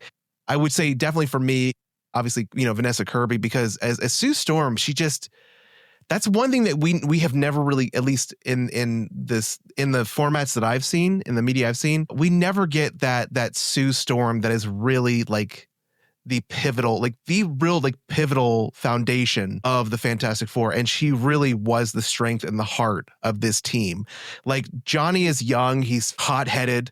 He's horned up for the Silver Girl. He's horned up, which again, I thought that was really interesting. That was a very interesting. And I will say this. Coming in second place for favorite was definitely a Johnny Storm, because of the fact that, they've always given him kind of this dumbed down attitude. He's the boy, he's the player. He's not really why is he there? He still went into space. Why is he there? And really in this one, they really talked, they kind of leaned into, he is a valued member of this team. He has, a part to play on this team. He's very smart. And that whole thing with kind of, figuring out the language of, from her planet, from, from Zenla was just incredible. Absolutely. Yeah. He acts as sort of the Rosetta Stone of the team and decodes all of that. Yeah, it is Vanessa Kirby. I do like Pedro Pascal. I initially thought he was miscast as Reed Richards, but I thought he did a pretty good job. And I think that he plays that sort of trapped genius really well. Mm-hmm. Eben Moss Backrack as Ben Grimm. I think Ben looks good in this movie. I don't love the beard, but I don't think that's permanent. I thought it was that's just to sell toys. It's just to show an alternate version, a variant of Ben Grimm. But my biggest complaint, and I've said this since the beginning, and I felt it through both viewings, is that I just wish that Eben Moss Backrack's Ben Grimm had that sort of Yonkers gruffle voice. He just sounds like fucking Cousin from The Bear. You know what I mean? I wish he had that sort of grumble the way that Michael Chiklis does in the first one, but also with the accent, right? He doesn't really have I guess he has a little bit of a New York accent in this, but not really, you know? So that's kind of my biggest complaint. And then also I heard at one point Natasha Lyonne's character, Rachel Rosman, was supposed to be Alicia Masters, who was the love interest of Ben Grimm, but they changed it last minute. That's kind of a bummer because Alicia Masters is a great character. So Overall, though, I think that one of the strong points of this movie is the team, like the family. For all of the movie happening around them and how average things are happening around them, I think the real core and the important part, and I think where I'm still pretty confident in this sort of property within the larger Marvel universe, is that these 4 people seem like they care about each other and they work well together. There's chemistry. All of that definitely works for me. Can we also just, and I want to talk about this real quick, is Galactus's design. Sure. Yeah.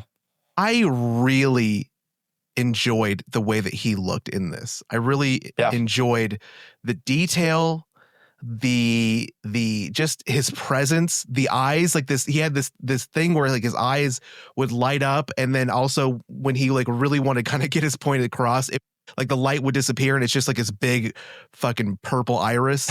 And I'm like, that's such a cool design, a cool idea. However, I don't know, like to me, like scale wise, I thought he was able to like make himself shrink and grow. I thought he was going to be kind of bigger than he was. I still think that's a thing. I don't know if we've completely disproven that he can make himself larger or smaller, but you know, obviously in this film, he is, sort of like, you know, a little bigger than the Statue of Liberty, or maybe like, I guess a lot bigger than the Statue of Liberty, but not by a much. Right? He just, to me, was still like pushed around a little bit too much by the Fantastic Four. Thank you. Here's the thing, everybody, and we're going to get into it here in just a moment when we talk about Galactus in sort of a larger capacity, because I want to like highlight what Galactus means to this universe now that he's been introduced. I think one of my biggest complaints, and this kind of goes back to the Captain America holding up Thanos's gauntlet in Infinity War sort of power scale. The thing is like, I'm okay with bending reality to these movies because at the end of the day, these are comic book movies. But if you're going to set rules, follow the rules in the movie. So that way this doesn't feel cheap. And again, I don't want to complain about Sue because I think Sue's the best part of this movie. And I love Vanessa Kirby in the role. And I understand that like mom strength is a thing, right? That's so like they say that women can lift cars when their kid is trapped or whatever, right? But the fact that Sue Storm is able to physically push a cosmic being on the scale that is not matched or even, you know, overcome by less than like 10 cosmic beings. The fact that she's able to actually physically move him.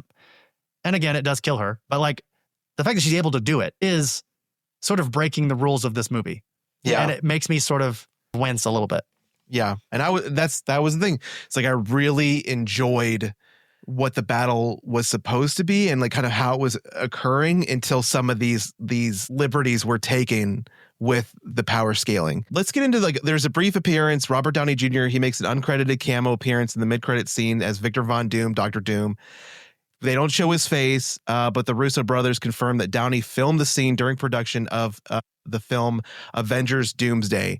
So basically there's, you know, mid-credit scene is, you know, this is like, I don't know, maybe a couple years later. 4 years later, yeah. 4 years later. And, you know, they walk into the living room and you see just this green hooded figure, like kneeling down and speaking to, you know, Franklin Richards. So just, you know, I don't know. It was an interesting thing. It was another one of those ones where much like the post-credit scene where it was so like innocuous, like much like, what are we talking about here? Superman, but also like, yeah, Thunderbolts took more chances with their post-credit scene than this one did. I didn't love Thunderbolts' end credit scene and the way that everybody looked, but at least it took like a decent swing.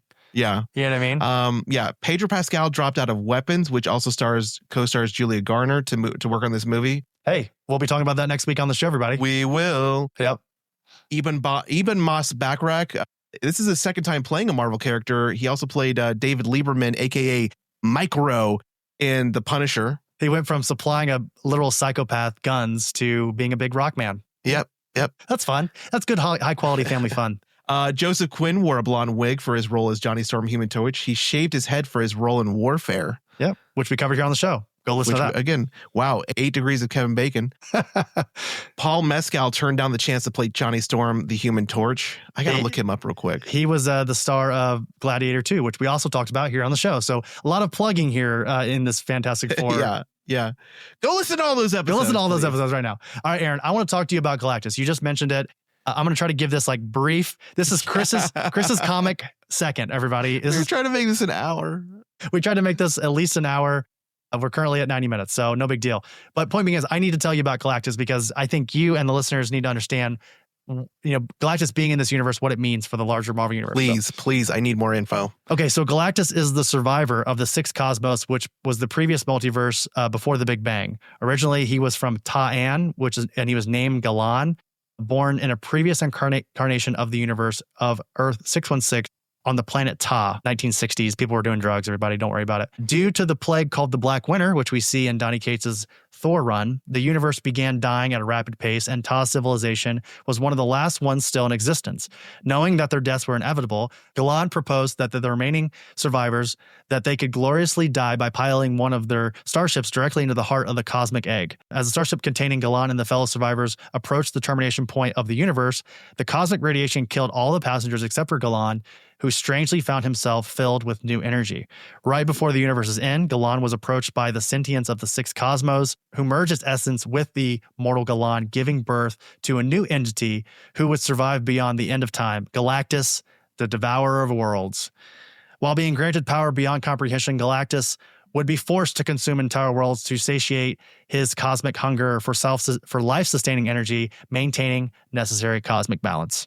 So that's sort of his pendants. That's his the thing that he has to follow is that he has to consume planets. Everybody thinks that Galactus is a villain. I will debate anyone. Galactus is not. He's a force of nature. Absolutely. He is something bestowed upon by the people we're about to talk about here in just a moment to maintain cosmic balance. And we get a little bit of that from Thanos in Infinity War and Endgame. They sort of just stole Galactus's goal. Like, Thanos' whole thing was like, I'm going to kill half the universe to maintain like balance. That's Galactus's thing, right? So, because like in the comics, Thanos' whole role is like he wants to win over the love of Mistress Death, who we'll talk about here in just a moment. So here's sort of, Aaron, the hierarchy of cosmic beings within the Marvel Universe. And we're going to go from like least powerful to most powerful. So we have the in-betweener, who is the shepherd of maintaining between order and chaos. It's going to get really heady, everybody. I apologize. It's going to get kind of weird for a second. So just... These guys are smoking a lot of weed and eating a lot of shrooms. A lot of shrooms. Late nights. LSD. Right. Yeah. Yeah. The Celestials, who we again saw in the Eternals, these are the first beings to exist, like pretty much ever. They are the make and create life within the universe. Then you have Galactus, of course, who is the great balance, keeping the universe from becoming too oversized. You have Master Order and Lord Chaos, who are both the personifications of, again, chaos and order. You have Sire Hate and Mistress Love, the embodiment of emotional spectrum. You have the Living Tribunal, who we've heard rumblings of in Doctor Strange, and who we saw briefly in Doctor Strange 2, when America Chavez and Doctor Strange are sort of careening through multiple universes. You've seen Living Tribunal for a quick second. In Loki also, right? No. I think you might see their heads, perhaps. It's the three-headed guy, right? Yeah. That was they had like there was like the statues. In season 1, right. Yeah. Yes, you're right. Absolutely. That's the personification of multiversal law, which makes sense for that moment with Kang, right? It's the law of the multiverse.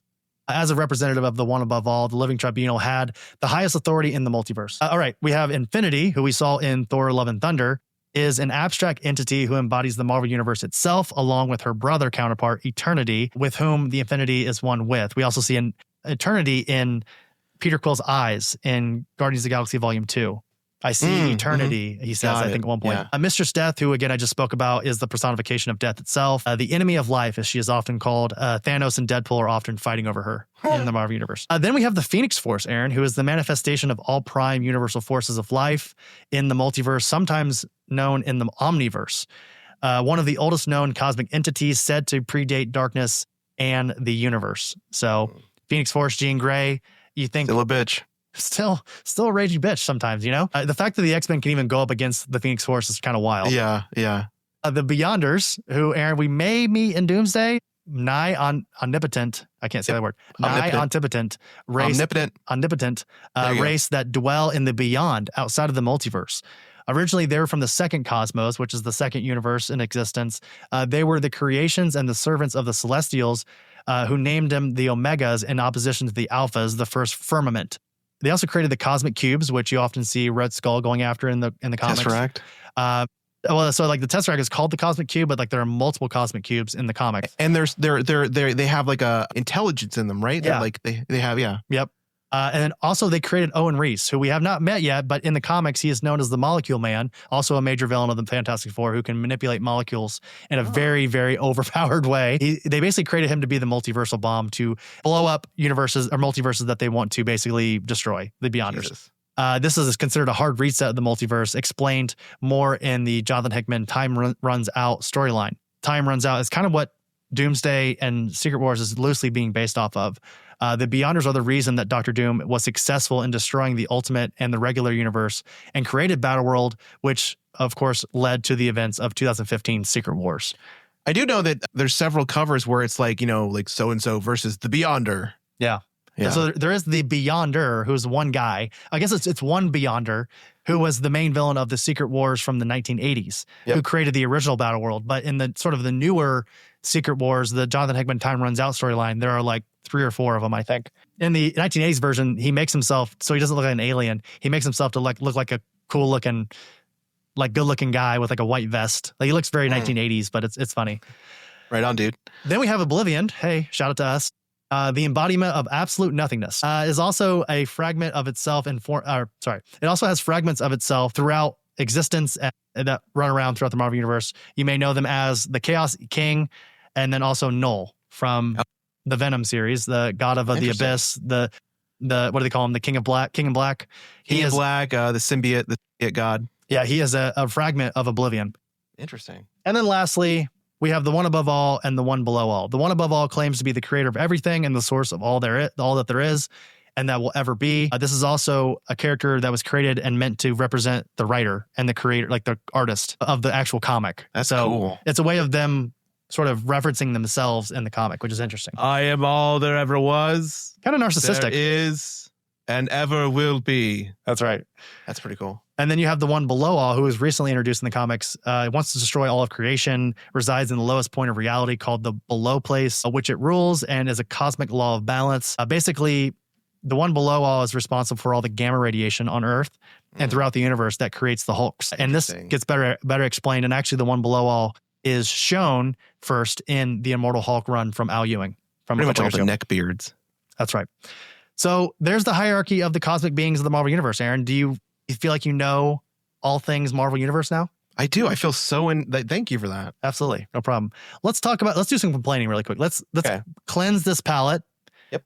Shake off all that knowledge because we're about to get real incel real quick, okay? Gross, nasty. Yeah. Let's talk about Shia LaBeouf. Before I get into my sort of bit, thoughts on sort of Shia LaBeouf's part. And we don't necessarily, I don't want to besmirch Julia Gardner. I love Julia Gardner. I loved her in Ozark. I loved her in the new Werewolf movie, or whatever, the Universal movie. She's going to be in Weapons next week when we cover that film.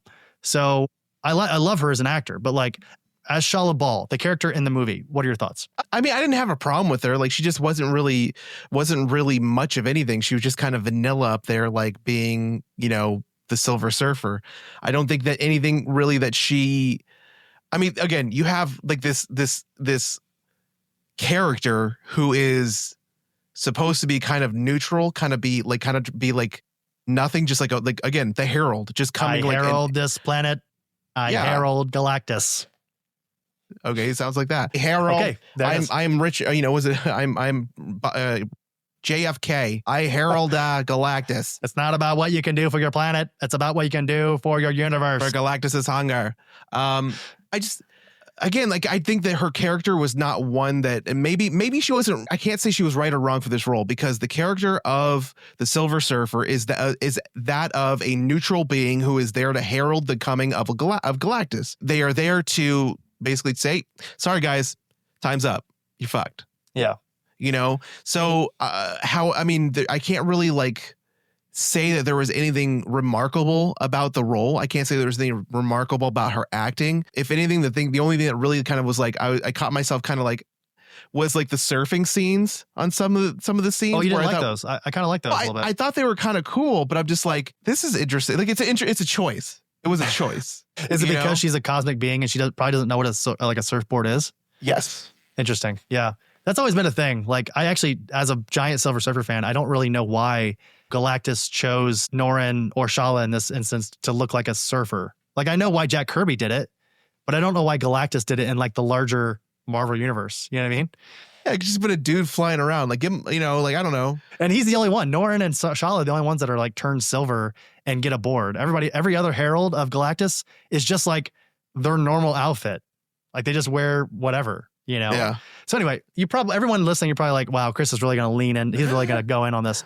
Here's the thing. I don't mind this interpretation so much. My only question is, and I think maybe my biggest issue with it is why? Why did they gender bend Silver Surfer for this movie? And I talked to Olivia about this the other day when we went to go see it, and she made fun of me because I was ranting for 10 minutes. But like, if you're going to do that, like if you're going to switch up, the race or the ethnicity or the sex or whatever, okay, I'm down for that. If it helps the story and it makes the character better for that story, absolutely, I'm down for it. But I'm just wondering why in this movie, with this version of Shala Ball / Silver Surfer, why this version of Silver Surfer? Why not Norrin Rad? I feel like there's going to be a reason for it in the future. Sure, we can operate under those assumptions. But what if not? Like what? Yeah. What if we're wrong from earlier and Shala Ball is the Silver Surfer for our normal universe again? This is going to be one of those situations where it's going to be like, they're going to either accept it or they won't. Like there's nothing that we can do about it. Yeah. If anything, I'd say this is probably one of the last things to get really hung up on. Not for me. I cared a lot about this, Aaron, if you remember. True. And the thing is, I purposefully held contempt. I purposely held judgment because I wanted to see the movie and see how this character was played and her role in this film. And after leaving the film and seeing it twice, I'm still left wondering why Shala Ball. If like they changed her backstory or if they made her characterization slightly different. Everyone, as a giant Silver Surfer fan, I can assure you, this is exactly Norrin's backstory. There's literally nothing different. I'm going to throw this out there. Perhaps because Galactus was thrown to another universe, 616, they're going to realize that there's some kind of like surf off. There's going to be like a surf competition. I'm kidding. No surf competition. Far out. Far out. It's going to be like summer 2005, man. We're going to have two surfers surfing it out. Let's see who wins. No, it's, obviously they're going to have to do something. They're going to have to go after Galactus. They're going to have to go after, into this other universe. Who knows? Maybe, again, because going into a different universe, maybe there is another Galactus with another Silver Surfer, and there's going to be like some kind of like figured out. And at that point, now Shala Ball is no longer going to be the Silver Surfer and can now be with maybe Johnny Storm. That's the reason I think they did it, which I think is an absolutely idiotic, stupid reason, is they wanted Johnny Storm to be horny for somebody in this movie. Yeah. That's what I don't like, is that they just wanted to sort of be like, haha, Johnny has a crush on the Silver Lady. That's not interesting to me. I think all the scenes where they had Johnny being all sprung for Shala Ball, they could have just supplemented that with actual backstory, because of all the backstory that we get of Shala Ball in this film, it's her hanging out with her daughter, presumably, looking out into the ocean, and then like the World Eater shows up and then she becomes Silver Surfer. That's all the backstory we get on Zenla. So like, again, maybe I'm alone here. Maybe I'm the only one that thinks that this is a silly creative decision to gender bend Silver Surfer for literally no reason. Again, do it if it makes sense. Do it if you're going to do something different. Do it if it makes sense for the story, or if you got a great actor. And I'm not saying that, Julia Gardner is not a great actor. She absolutely is. But like, they had Lakeith Stanfield he was like campaigning, and like he was brought in for an audition for this role. He could have played Silver Surfer. And so you can't tell me that there weren't like a laundry list of great actors willing to play this character. So again, maybe I know you don't care, Aaron. I'm sure probably the listeners don't care. I just had to get that off my chest because, again, I've been sitting with this since they announced that Julia Gardner was going to be Silver Surfer, that I was willing to hold judgment until the time came that we saw the movie. And now that we've seen the movie, I am still left bewildered as to why they made Shala Ball Silver Surfer. In time, and that's the only reason I'm like accepting it, is because I think in time it will reveal itself, like the reasoning behind it. And that's all, that's all we can do, man. As Marvel fans who waited decades to figure out what the fuck the Gauntlet was all about. Like we'll get there. Okay. Do you think we get Norrin Rad in Secret Wars and Doomsday? Yes. All right. That'd be cool. Listen, all these complaints, throw them in the trash if we get Norrin Rad in 616. That's all I want, I just want them to make Norrin Rad Silver Surfer. How mad would you be if we don't? If they just make it Shala Ball again? Yeah. I'll be pretty mad, honestly. Yeah, I would be too. And I don't want to sound like, again, because she's a woman. I don't care. Like, I'm totally fine. It's not about that. It's about just like the again, I get it. There's like a reasoning behind it. Don't change stuff that's like without like a specific reason. And then like, again, this isn't fucking season 1 of Lost. Like, I don't want to have to wait 20 more years to figure out why they're on the island. Right. All right, Aaron, we've talked about this thing enough. I just want to say 2 end credit scenes. We already talked about them. Dr. Doom shows up to Franklin. We get a intro to the fake 1960s cartoon. That's the end credit scenes. They're pretty throwaway. So that cartoon one pissed me off. Yeah. I will say the cool part, though, was at the end of the film, they ended it with a Jack Kirby quote, which was, "If you look at my characters, you will find me. No matter what kind of character you create or assume, a little of yourself must retain there." And I think for a long time, Jack Kirby has not gotten his due. I think Stan Lee has been sort of in the spotlight since the beginning. If you've read up on your history of Marvel Comics, you know that Stan Lee often threw himself into the spotlight, always. And Jack Kirby, Steve Ditko, folks like them were left sort of at their art table, sort of left with little to no credit. Or flowers, absolutely. Yeah. Not to say that Stan Lee is not worth anything. We know, everybody here knows that we love Stan Lee. But like Jack Kirby, you can make a strong argument that Jack Kirby created a lot of these characters. So shout out to the king. All right, Aaron, final thoughts on Fantastic Four First Steps. I had fun. I enjoyed it. I didn't think it was great. We saw it pretty late, so I did there was like a moment where I did fall asleep. We did see it at 10 p.m. We should say that. They're like, we didn't get out of the theater till like 1:30. And it's West Coast time. So it's like 4 o'clock in the morning, East Coast. We were brutally tired. Yes. I will say this, like, again, not a terrible film, not a terrible movie. I did very much enjoy it more than Thunderbolts, though. Sure. Okay. That makes sense. Yeah. Again, as I said, it's sort of this weird amalgamation of average to cool things. It's showing me a lot of things that I like. It's doing a lot of things that I asked for from a movie like this. Like, I wanted this space age. I wanted the Fantastic Four. I'm a huge Fantastic Four fan. 2 of my favorite characters in comics, not Marvel, DC, comics as a whole, are Dr. Doom and Silver Surfer. So I have a very strong attachment to this, corner of the Marvel universe. And I liked some of it, but I didn't like enough of it to come out totally satisfied. You know what I mean? Mm-hmm. So for that, and I'll go and give my rating, Aaron, first, because you often give yours first. Out of 5 David A. Winers, I'm going to give Fantastic Four First Steps a 3.5 out of 5. Yeah, it's funny because we always do it very much the same way. I was going to give it a 3. Okay. Yeah. Wow. It's interesting. I honestly thought that you would like this movie more than I did, just based on our conversations about it. I mean, again, I really liked the way that it looked aesthetically. I really liked the Galactus design. There's just the things for me just that I really enjoyed about it were not the things that mattered in the grand scheme of the film. Again, the power scaling between Galactus and like Sue Storm and some of these guys, just it wasn't there for me. I don't know. I even feel like this point, the fact that, again, the Herald of Galactus could knock him back into a black hole, to me, is like a problem. Sure. I mean, there are instances where Silver Surfer goes up against Galactus, but very similar to like one of my favorite stories of all time is Silver Surfer Parable. Galactus shows up one day and he has to sort of take on Galactus by himself. And one character asks him, is like, why are you doing this? Like, he's going to kill you. You have no shot at beating Galactus. And Silver Surfer, part of the reason why I love him so much, is because he nobly says, you don't do things because you think you're going to win or because you think that you're going to get praise. You do it because it's the right thing to do. But I tend to agree with you there. I think it's interesting that like these characters were able to take on Galactus. But point being, we've already talked about it.